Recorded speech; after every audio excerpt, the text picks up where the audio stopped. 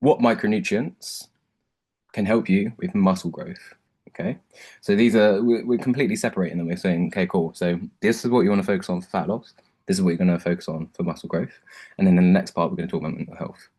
So if you're focusing on muscle growth, these are the four vitamins I want you to focus on. Zinc. Okay, so this is a key part of muscle protein synthesis and also the production of testosterone. Okay, so if you have a deficiency in zinc, hello, like your production of testosterone is going to be hindered. Um, and again, it's not one of those things where it's like if you overdose on zinc, it's like a steroid. That's not how it works. But if you don't have enough zinc, it will impact your production. So you want enough zinc in the body. And if you don't feel like you're getting that, then supplementation of zinc is going to help you.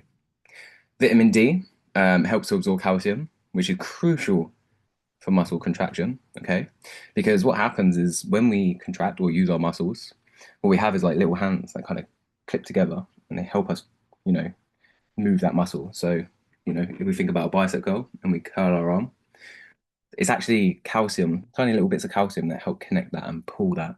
So the actual absorption of calcium is really important, especially when we're looking at muscle growth. So vitamin D is pivotal. Iron, as it delivers oxygen to the muscles. And I want to talk about vitamin K. So there's a lot of studies recently looking into vitamin K and, muscle mass, strength, could have some benefits, but it's not conclusive. Like all science and research, it's an ever-going science, so we never have a definitive answer. So there's some things we know, and there's some things that are still going on. So when it comes to vitamin K, there could be benefits, and there are studies that show that with a higher vitamin K supplementation, there could be benefits to strength and muscle mass. However, that's not for everyone. And also, just because, and this is a really important thing when we're looking at data or evidence or studies, is correlation isn't always causation. So just because people have a high vitamin K supplementation doesn't mean that the muscle mass or them having a higher muscle mass or strength is the causation of the vitamin K. It might just mean that they have a better overall diet.